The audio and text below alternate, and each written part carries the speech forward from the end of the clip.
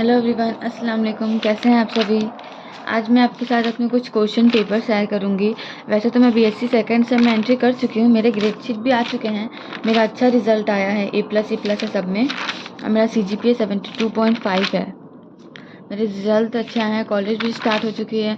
अभी हमारे कॉलेज में कॉलेज वीक चल रहा है, जिसके लिए काफ़ी सारे प्रोग्राम चल रहे हैं, जैसे कि hair style, mehndi, carrom, games, हर चीज़ से रिलेटेड। मतलब ये मेरे मैथ्स के प्रैक्टिस कॉपी है। मुझे मैथ सॉल्व करना बहुत अच्छा लगता है, इसलिए मैं कहीं पे भी कोई भी क्वेश्चन दिख जाता है तो मैं उसे सॉल्व करती हूँ। मुझे मैथ्स में ज़्यादा इंटरेस्ट है और ये काफ़ी सारे क्वेश्चंस मैंने सॉल्व किए हैं। ये सारे रेशियो से रिलेटेड क्वेश्चंस हैं, सारे बहुत सारे क्वेश्चन हैं हर जगह के।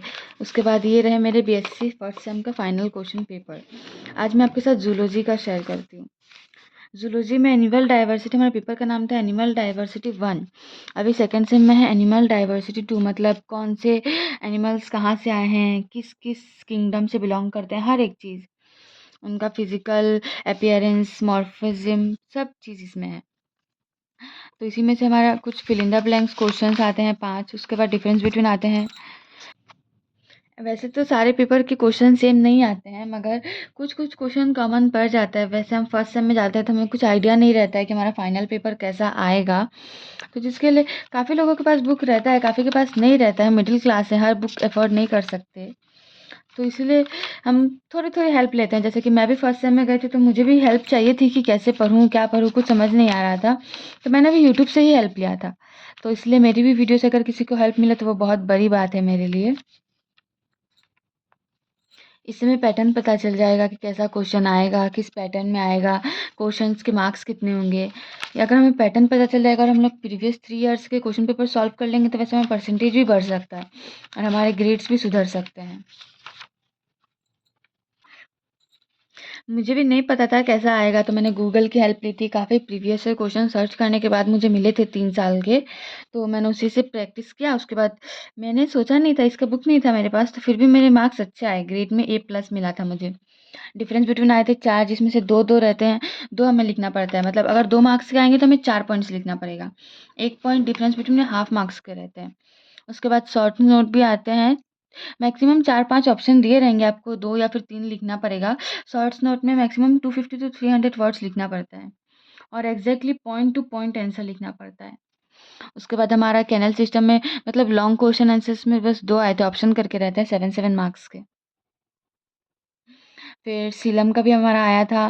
जैसे कि कुछ शॉर्ट क्वेश्चन रहते हैं ना डेफिनेशन टाइप, तो वो 1-2 मार्क्स के होते हैं। उसके बाद जो नोट लिखना रहता है, फिर सिग्निफिकेंस वगैरह रहते हैं, वो ज़्यादा मार्क्स के रहते हैं, जैसे कि 4, 5, 6 ऐसा समथिंग।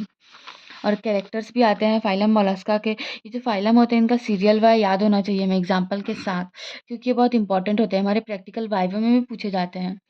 और प्रैक्टिकल एग्जाम में भी काफ़ी क्वेश्चन इसी से सिमिलर आते हैं कि कौन सा फाइलम, कौन सा ऑर्गेनिज्म किस फाइलम से बिलोंग करता है, वो क्यों बिलोंग करता है उसको। जैसे कि इनवर्टिब्रेट्स होते हैं कुछ ऑर्गेनिजम्स, तो इनवर्टिब्रेट्स क्यों होते हैं, उन्हें क्यों कहा जाता है इनवर्टिब्रेट, और वर्टिब्रेट क्यों कहा जाता है, क्योंकि उनके पास नोटोकॉर्ड नहीं होते हैं।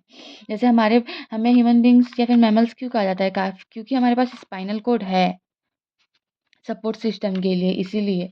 वैसे ही इनवर्टिब्रेट के बाद नोटोकॉर्ड होते हैं। वैसे ही काफ़ी क्वेश्चन सिमिलर सिमिलर क्वेश्चन पूछे जाते हैं, शॉर्ट शॉर्ट, जो मतलब क्लास में जो टीचर पढ़ाते हैं वो। कुछ ज़्यादा टफ क्वेश्चन नहीं आते हैं वाइवा में। वाइवा तो हमारा बस 2 मार्क्स का हुआ था, उसमें 2 मार्क्स में काफ़ी 10-11 क्वेश्चन पूछे गए थे। फिर ये लास्ट क्वेश्चन है, डायग्राम भी आते हैं। ज़ूलॉजी में ज़्यादा डायग्राम नहीं आते हैं, बॉटनी में सिर्फ डायग्राम ही डायग्राम्स आते हैं। और ये ओल्ड कोर्स का था, जो मतलब जिनका बैक लगे स्टूडेंट है उनके लिए था ये। सारे पेपर सेम थे, बस लास्ट में 20 मार्क्स प्लस था इनके लिए। और कुछ कुछ क्वेश्चंस अलग थे, जैसे कि हमारे में लाइफ साइकिल फास्कुलर हेपेटिका का आया था ना, तो इन लोगों में लाइफ साइकिल एस्केरिस लुम्ब्रिकॉइड्स का आया है।